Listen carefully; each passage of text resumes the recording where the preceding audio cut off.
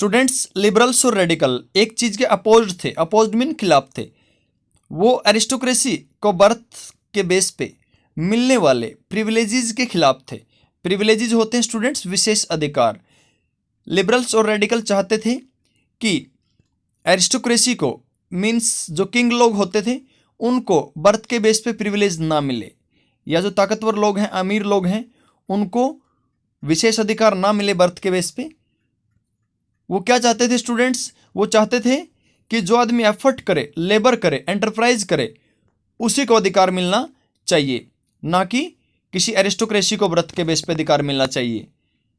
Means अकेले आदमी के एफर्ट में, उसके प्रयासों में, उसकी मेहनत में उनका विश्वास था, और वो चाहते थे कि जो मेहनत करता है, लेबर एफर्ट करता है, उसी को प्रिविलेज मिले, विशेषाधिकार मिले, ना कि जन्म के आधार पर किसी को विशेष अधिकार मिले। They believed that if freedom of individual was ensured.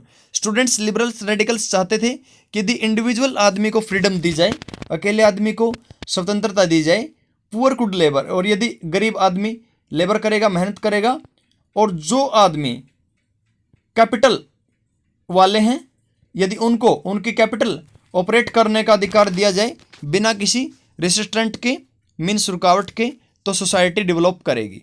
तो स्टूडेंट्स, एक बार फिर बताता हूँ इस पॉइंट को। वो कहते थे कि सोसाइटी तभी डेवलप करेगी यदि इंडिविजुअल आदमी को फ्रीडम दी जाए, अकेले आदमी को आज़ादी दी जाए, गरीब मेहनत करेंगे, और जिन आदमियों के पास प्रॉपर्टी है उनको अपनी प्रॉपर्टी बढ़ाने का मौका दिया जाए, तो सोसाइटी डेवलप करेगी, विकास करेगी। वो ये चाहते थे। इवेंट आफ्टर 1815 के बाद स्टूडेंट देखते हैं यूरोप में क्या इवेंट्स हुई।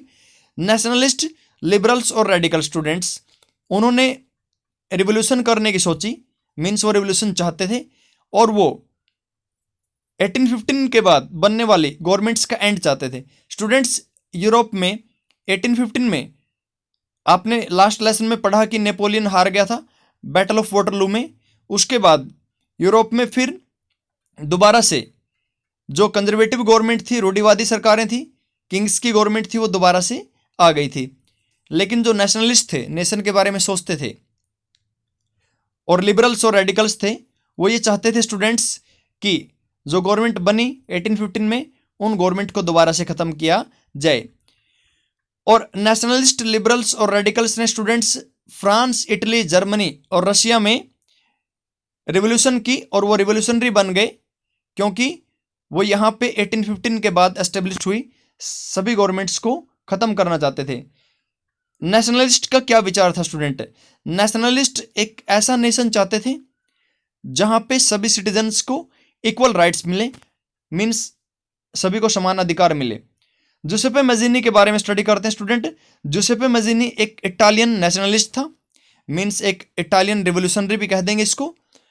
वो इटली को एक रिपब्लिक बनाना चाहता था। रिपब्लिक एक ऐसी गवर्नमेंट की फॉर्म होती है स्टूडेंट्स जिसमें लोग गवर्नमेंट के साथ साथ गवर्नमेंट के हेड को भी चुनते हैं, उसको बोलते हैं Republic.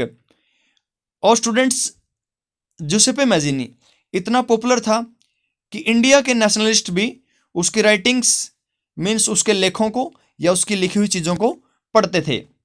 Bye the mid 19th century में स्टूडेंट सोशलिज्म यूरोप में एक वेल नोन आइडिया बन गया, जाना पहचाना विचार बन गया। सोशलिज्म एक ऐसा आइडिया होता है जिसमें सोसाइटी में सभी लोगों को इक्वल राइट्स मिलते हैं। तो student, socialist ideas about private property के बारे में, मीन्स अकेले आदमी की संपत्ति के बारे में सोशलिस्ट लोग क्या सोचते थे students? They were against private property. Socialist लोग स्टूडेंट्स प्राइवेट प्रॉपर्टी के खिलाफ थे, मीन्स वो चाहते थे कि किसी को प्राइवेट प्रॉपर्टी नहीं रखनी चाहिए, और वो उसको सभी सोशल इल की जड़ मानते थे, रूट मानते थे। मीन्स सोशलिस्ट प्राइवेट प्रॉपर्टी के खिलाफ थे और सभी सामाजिक बुराइयों की, सोशल इल की, उसको जड़ मानते थे। किसको? प्राइवेट प्रॉपर्टी को। कौन? Socialist. Students, they wanted that property should be controlled by a society as a whole.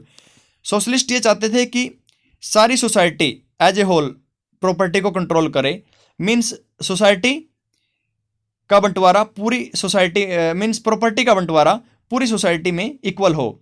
Ideas of socialist to operate society without property. Students, देखते हैं अलग अलग सोशलिस्ट का क्या आइडिया था बिना प्रॉपर्टी के सोसाइटी को चलाने का। रॉबर्ट ओवन स्टूडेंट्स एक लीडिंग इंग्लिश मैन्युफैक्चरर था, मीन्स वो मैन्युफैक्चरिंग करता था, फैक्ट्री में आपके चीज़ें बनवाता था। उसने एक कोऑपरेटिव सोसाइटी बनाई स्टूडेंट्स, उसकी कोऑपरेटिव सोसाइटी का नाम था न्यू हार्मनी, इंडियाना यूएसए के अंदर। और ये चाहता था कि कोऑपरेटिव स्टार्ट करे इंडिविजुअल। स्टूडेंट्स, रॉबर्ट ओवन और लुइस ब्लांक ये दोनों के दोनों सोसाइटी में सोशलिज्म लाना चाहते थे। किसके थ्रू? कोऑपरेटिव के थ्रू। कोऑपरेटिव एक ऐसा सिस्टम होता है स्टूडेंट जिसमें कुछ लोग मिलकर बिजनेस स्टार्ट करते हैं और वही लोग उस बिजनेस फर्म में काम करेंगे या बिजनेस फैक्ट्री में काम करेंगे और सभी है ना अपना प्रॉफिट बराबर बराबर बांट लेंगे। तो यहाँ पे एक बहुत ही अच्छा क्वेश्चन बनता स्टूडेंट्स कि कौन से दो सोशलिस्ट कोऑपरेटिव में बिलीव करते थे? एक रॉबर्ट ओवन और दूसरा लुइस ब्लांक। रॉबर्ट ओवन कहाँ के थे? इंग्लैंड के। और ये मैन्युफैक्चरर थे, चीज़ों की मैन्युफैक्चरिंग करते थे। मीन्स इनकी एक आपके मैन्युफैक्चरिंग यूनिट थी, इंडस्ट्री भी कह देंगे मैन्युफैक्चरिंग यूनिट को। और ये स्टूडेंट्स कोऑपरेटिव में बिलीव करते थे। और कोऑपरेटिव भी कैसा? ये चाहते थे कि इंडिविजुअल आदमी, अकेला आदमी कोऑपरेटिव स्टार्ट करे।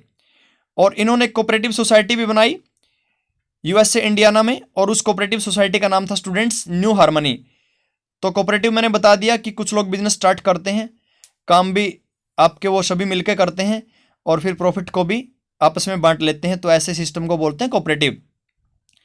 जैसे 4 या 5 आदमी मिलकर के प्राइवेट बस ले लेते हैं तो एक आदमी को प्रॉफिट नहीं जाता, 4-5 को चला जाता है। लुइस ब्लांक स्टूडेंट्स ये भी कोऑपरेटिव में बिलीव करता था, लेकिन ये चाहता था कि गवर्नमेंट इनकरेज करे कोऑपरेटिव को। तो रॉबर्ट ओवन चाहता था कि आपके अकेला आदमी कोऑपरेटिव स्टार्ट करे, लेकिन लुइस ब्लांक चाहता था गवर्नमेंट स्टार्ट करे। हालांकि रॉबर्ट ओवन और लुइस ब्लांक दोनों कोऑपरेटिव में बिलीव करते थे,